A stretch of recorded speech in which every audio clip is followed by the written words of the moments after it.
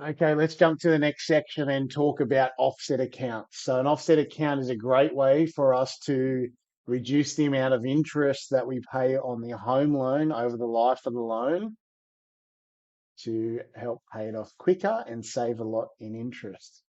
So I want to show you a scenario here for a dummy client that has a $600,000 mortgage, and they also have, you can see there at 6%, and they have a savings account with $50,000 in it. So let's have a look at the comparison between the two. So the chart at the bottom shows our base plan. So where they're at now with the $50,000 sitting in a savings account. The chart at the top shows us if that same $50,000 was then sitting in an offset account, the difference between them. So as we can see here, whereas the base plan down the bottom, their loan would be paid off in the year 2051. Okay, well, 2051, they would still owe 41,074. And we can see at the top here that the actual loan's gone. Okay, so at the end of 2050, when they're 70 years of age, they owe $40,000 versus $79,000. So quite a substantial difference over a 30-year term with the interest saving.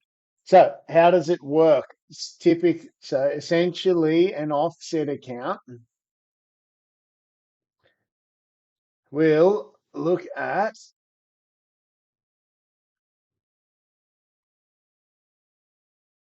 an offset account works in the way that the amount that is sitting in the offset account reduces the loan amount when the lender calculates the interest to be paid. So if your loan was $600,000 and you had 50,000 in your offset account, the interest is calculated on the remaining 550,000. Okay, so you're not paying interest on that 50,000.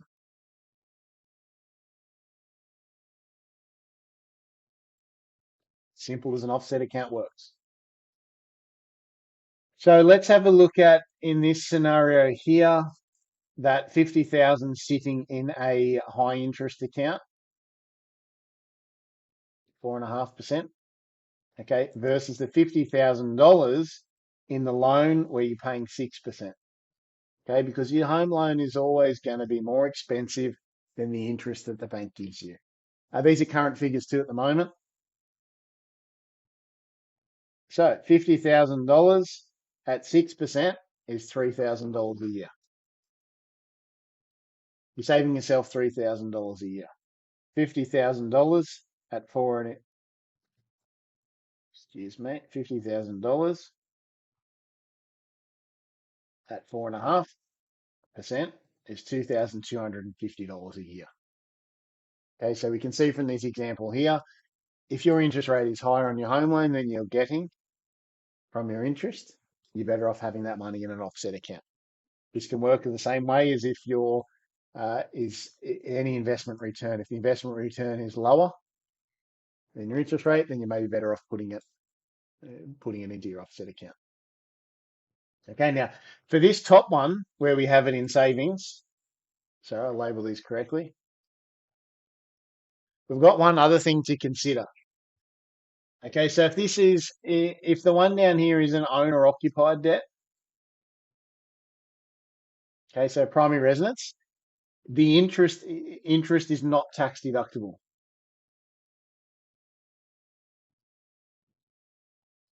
Okay, I'm not going to get into good debt, bad debt, things like that, but you can't claim a tax deduction for the interest that you pay on that. So that is a debt that you want to reduce and reduce faster than if you had like an investment debt. Okay, now if we think about this one up here, though, you might think, okay, $750, not much difference. Yeah, what's the point? If I have to pay to have an offset account, then I might not get the benefit from it. Fair question. What we have to consider is that this is actually taxable though. Okay. So if we have 2,250, let's say we're at the 30% tax rate. So marginally,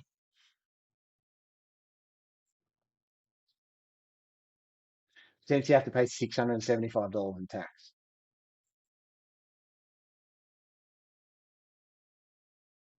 Okay. So we're ending up with 1,575 dollars after paying tax on that money through there. Okay. This $3,000 is a savings. We're not paying any tax on that.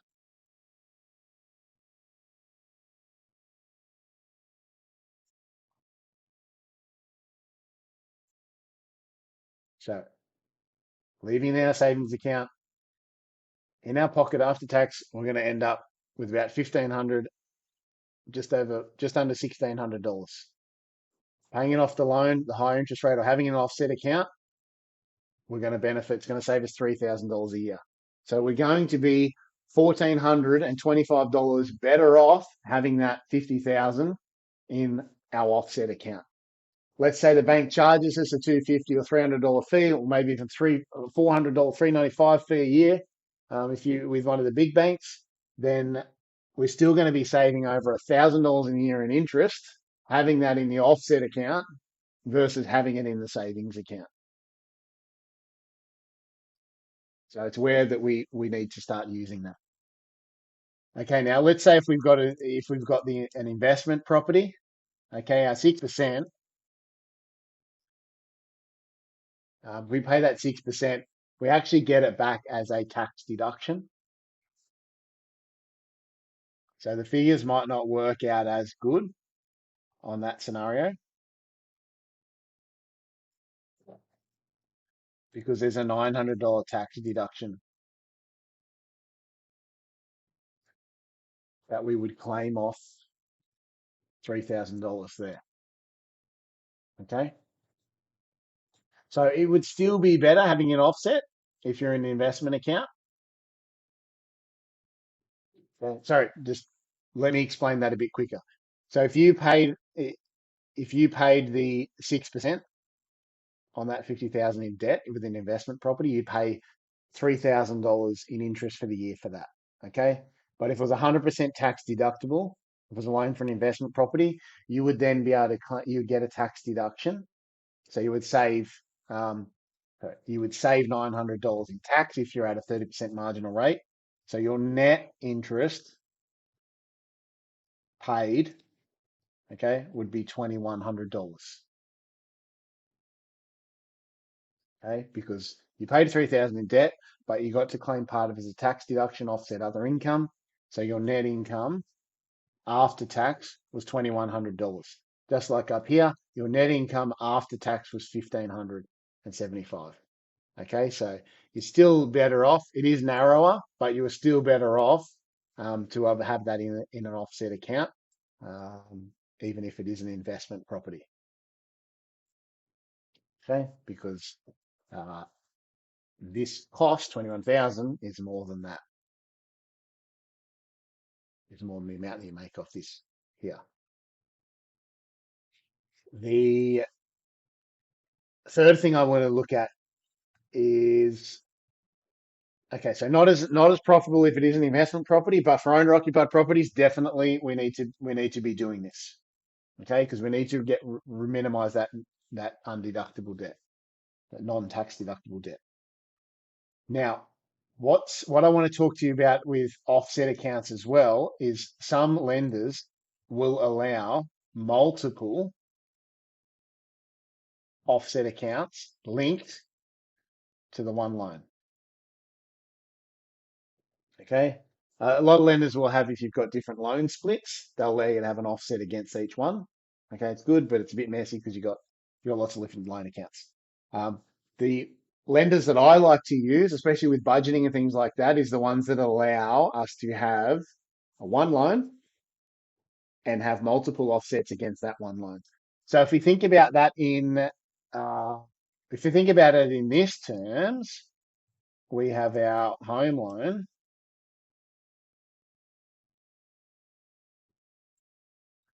Apologies, my typing. Okay. And then less offsets. Okay.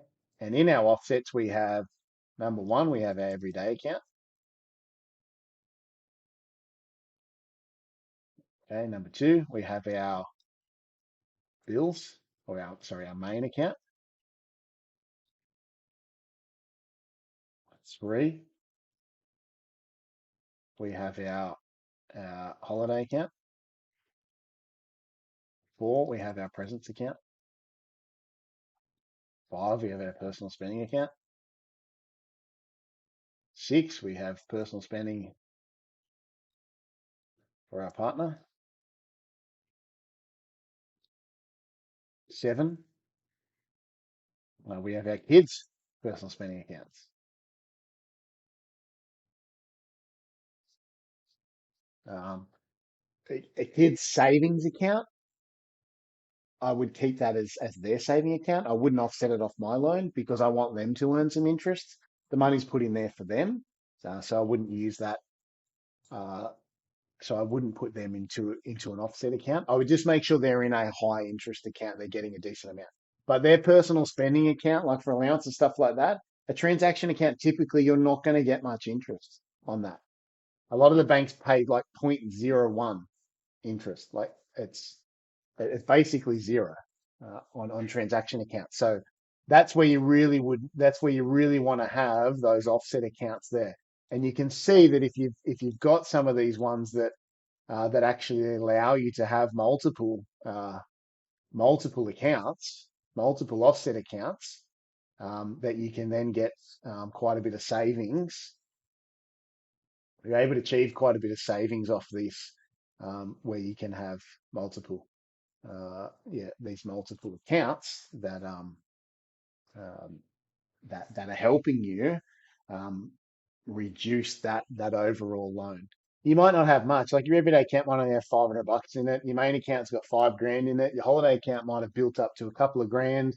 Presence account might be built up to a couple of grand, and then you might have 500 or so in the personal spending accounts, and the kids accounts. But every dollar will help to obviously reduce that interest that you're paying, and you're a lot better off reducing it by and saving yourself 6% than having the holiday account in the savings account only earning 4.5.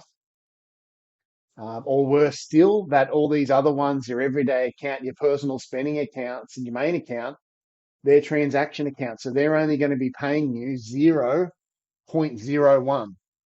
If I put it up here, transaction accounts,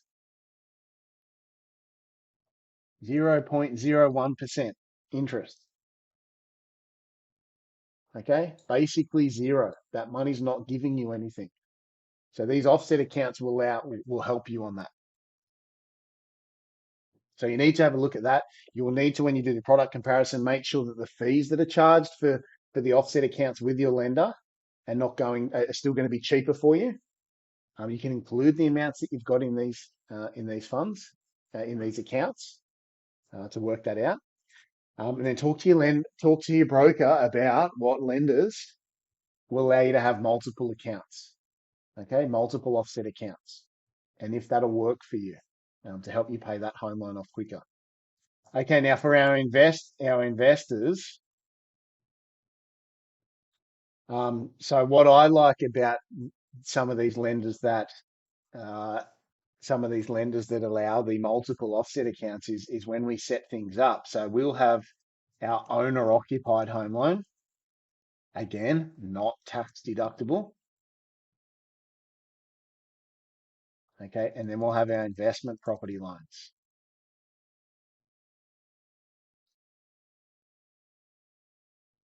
Okay, which are tax deductible. We saw from the example above that with an investment loan, the actual savings from using an offset account were not as high as if we use the offset account on a non-deductible or owner-occupied property. Okay, so it would be wise then to this owner-occupied loan is our objective is to pay off as quick as possible, okay, or keep as low as possible. And with the investment account is that um, pay off. Yeah, definitely want to pay it off after all non-deductible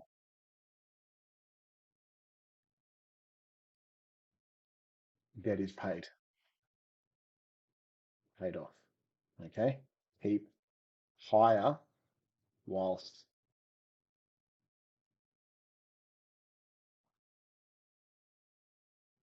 have owner-occupied debt. Okay, so there is a strategy, obviously, interest only on your investment property, and that way your repayments are less on the investment loan, is tax deductible, and you make more payments to your home loan to pay that off quicker. That can work as long as the savings you are getting in your cash flow from the investment property are actually being used to pay down this home loan. Uh, in a lot of cases, I don't use that strategy as much because an interest only loan will be higher, and it really you really it really depends on the individual. Are they actually going to pay more on their home loan and keep it in that home loan for the long term? But it is a strategy that you can explore with your advisor and things like that. You've just got to make sure that, yes, if you're only doing interest only on that investment property, that that extra amount is actually going onto your home loan to pay that down, and it is staying in there. Otherwise, if you pay a little bit extra and then you draw it back out for a renovation or something like that, you're not going to be in as good a situation as if you maybe just paid them both down as principal and interest. Okay, probably a little bit advanced for just what we're going into here, but it is a strategy that you can definitely use. But the strategy is only as good as how disciplined you are to actually be making those extra payments into that home loan and paying it off. I would not suggest doing that for the long term either. Everyone that I've spoke to, my clients that has had investment properties on interest only for the longer term, when previously that was allowed to do that, uh, the the answers come back the same. I wish I just paid the extra. They all wish that they just paid the extra. Oh yeah, maybe I'll do interest only for 5 years, put some more into my house and build up some more equity in my house or pay that off quicker. But then I wish it had have converted to P&I and I just made the extra payments to get that loan down to give it a bit of a kickstart. Okay. All right. So the strategy that I use for investors a lot with these multiple offset accounts is, and I'm going to just put some see if I can put some lines here. So owner occupied debt and then our investment debt here.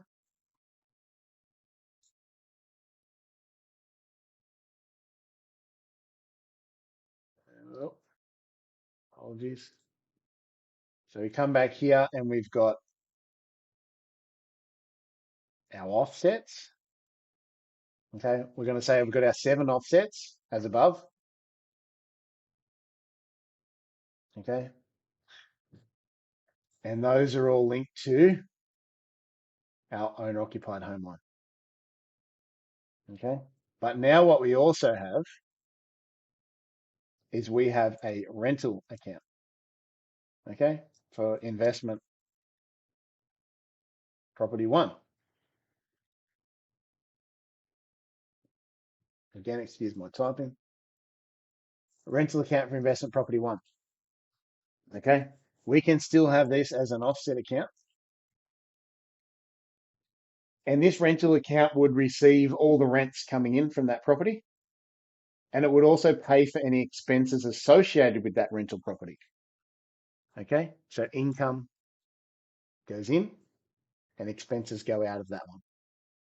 But that offset account, we can have that linked to our home loan. So all the cash flows for the investment property are kept separate to our personal accounts and to our personal spending. as in part of the budget course, it was we are separating our investments. We are running those as a business as a separate entity, but we can still benefit from having that offset against our home loan. If you then think about that, you get maybe you end up with three more rental properties. Okay, if you've still got some owner occupied debt, then those all can be offsetting your home loan. Maybe there's $5,000, $10,000 sitting in each of one of those accounts, but you can see how it soon builds up, and then it's actually helping you pay off your home loan quicker using it effectively. Then once this one is paid off, then you can simply link, you can go and change with those lenders and link it to each of those investment properties. And you're benefiting from those offset accounts again. And then maybe these offset accounts here that you've got for your personal spending, maybe then you start to offset those ones, some of those debts there.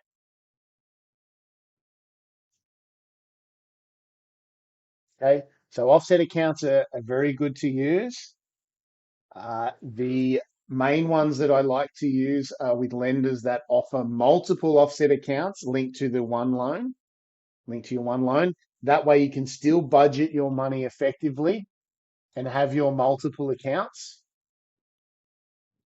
Okay. And the money in there is offsetting your home loan, reducing the interest that you're paying, because the interest that you're going to get on your transaction or your savings account are not going to be as high, or not going to save you as much money as you would if you had that money offsetting your home loan. Again, this is another strategy for you to help you pay off your home loan quicker.